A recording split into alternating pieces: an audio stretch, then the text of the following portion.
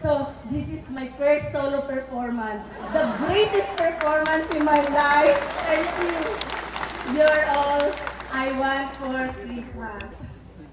So thank you. Ito yung ating talagang revitalized, reorganized choral group of the province of Davao Oriental under the composer of our song, yung provincial hymn, Banwa na Madayaw, as well as yung Mindanao natin, no, na hymn, Mr.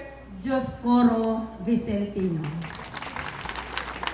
So, tingnan natin, naka-glitters na sila, no? Ganda-ganda ng kanilang costume. Thank you. So, medyo na-nervous talaga ako sa totoo. Okay. Welcome everyone on this wonderful occasion. The Christmas celebration of the employees of the provincial government of Davao Oriental. It's so great to be together again, to have dinner together, to sing and dance together, to have fun together, and to enjoy the wonderful ambience together, specially created for you, to translate our common desire and dream for a white and glimmery Christmas. Thanks to our production staff, headed by Mamo, and of course, our tourism officer, Miguel Trocio. This is our 5th year of celebrating Christmas together, di ba? How time flies. 5 na di ay katuig, no? 5 na katuig.